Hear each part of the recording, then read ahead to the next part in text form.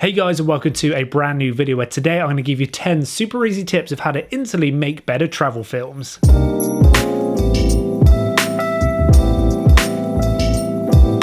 Now, if you don't know, I make so many travel films online over on my BarbsterFilms YouTube channel. Last year alone, we traveled over 11 countries and we created so many travel films from Iceland to Greenland to Canada to Australia to Singapore to Hong Kong to Thailand to Malaysia. We went on a cruise.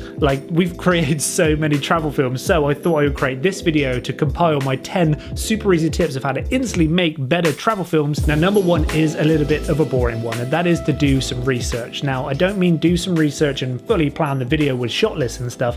I mean just get an idea of where you're going to be going, where you're going to be staying, places you're going to be visiting, and what you actually want to film. Now, when you arrive at a place, if you've done that research, it will make it so much easier to go and capture that content instead of wasting hours, if not days, when you arrive at a new travel destination trying to work out how to use the trains, how to get to and from the hotel. This is it. This is it? That was remarkably easy. I thought we were going to be lost for hours. If you know how all of that's going to work in the day, you can actually spend all of that time and concentration creating the video without wasting time trying to Google how to get from A to B and stuff. So doing a little bit of research up front really does help. And tip number two is to know the narrative of the video. What is the story you're trying to tell, and what is the story you're trying to portray within this video? Why are you picking up the camera in the first place? It could be a complex story following someone on an epic voyage on a journey somewhere, or it can be a little bit more straightforward, a day in the life travel type video where it's just going to be following your journey getting from A to B. So no matter how complex that narrative is, you're still taking the viewer on a journey. So even if you don't want any interview shots or you don't want any vlog shots, if you just want cutaway shots with some music, you can still tell a story, starting off with a sunrise, into some daytime shots, into sunset, into nighttime shots. That viewer knows that they've gone through a day in a chronological order. It gives it a beginning, a middle, an end, and it's not confusing to the viewer in any way.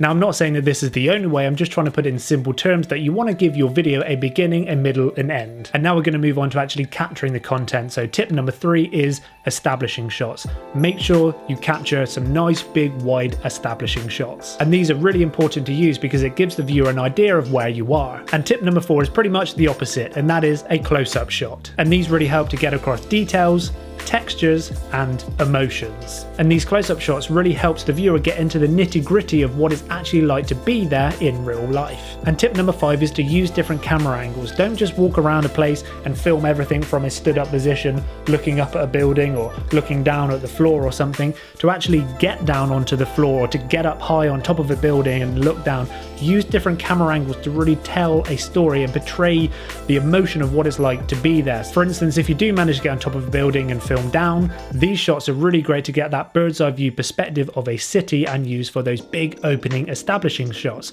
On the other hand, if you're going to be filming really low down to the ground, these are really useful to get across those textures and details of those close-up shots. And tip number six is to know your equipment and to film on the correct settings. Don't just point and shoot and film and hope that you capture that content, because it's very unlikely that you're going to be back there again, especially if you're traveling and you're going to very unique locations. You want to make sure what you capture is actually captured how you want it. Don't just film everything on a automatic setting. So use your camera in a manual setting, use manual focus, use manual exposure and everything, that you know what you're capturing is exactly what you want to get. For instance, you don't want to get back after an epic day's worth of filming, put all your content on your computer and realize that you filmed on the wrong shutter speed, the wrong frame rate or the wrong white balance or something, and all of that content is just ruined. Because that's pretty much the main thing with travel filmmaking, is you are filming the there and then, and it's probably very hard to recreate that content, and you might potentially never go back to those places again. So be in control of your camera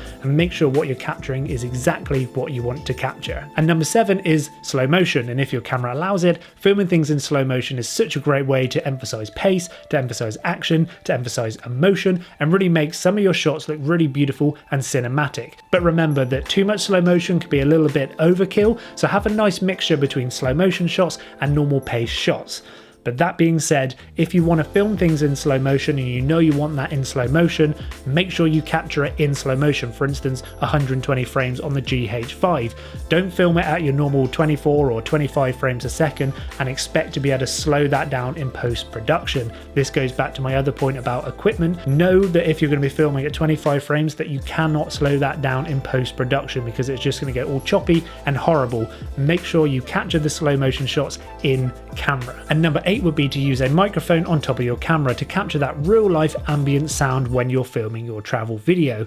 Even if you think that you're going to be stripping away the audio completely and just using music to edit to, having that real life ambient sound could really enhance that video to the next level. So we're walking around the World Heritage Site here in Georgetown, and it's such an amazing place. It's one of those places where you just walk down every road and on every corner there's an amazing building.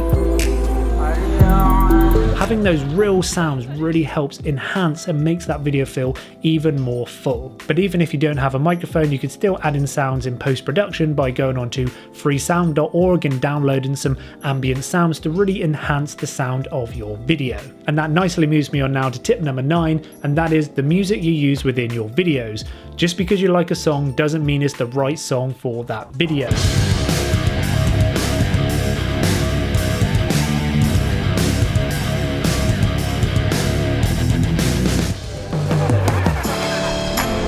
Everybody.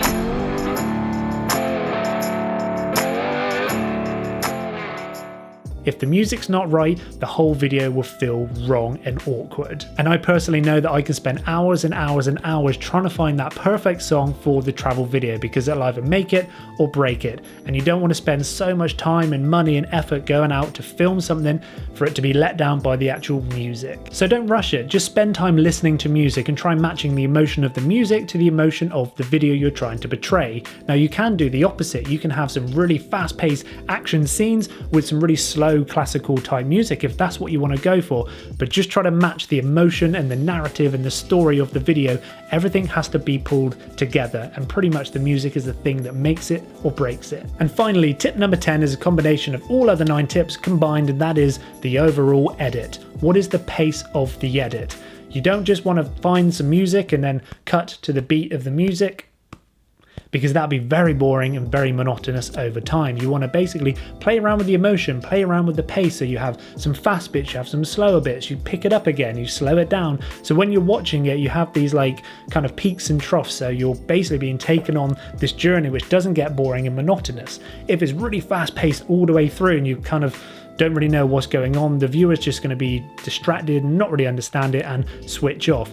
To slow them down and to pick them up and have those peaks and troughs really plays with the emotion of the video, really plays with the emotion of what it's like to be there within that travel video or that travel destination, and really gives that connection back to the viewer. And that is the whole point of these travel videos. You want to basically bring someone along on a journey with you through the lens of a camera. So those are my top 10 tips of how to create a travel film, but overall all I want you to do is to go out and film content. Be experimental, try new things. If it doesn't work, it doesn't matter, and film as much as you possibly can. It's so much better, trust me, to get home and have way too much footage to go through and edit than not to have enough at all and think, why didn't I film this and why didn't I film that? Because I know that for a fact that I've got home after some epic days out traveling somewhere and you just think, why didn't I get that close-up shot, or why didn't I get that establishing shot? So just film as much as you possibly can to create the best looking video you possibly can. And practice makes perfect. The more videos you go out and film, the better you will become.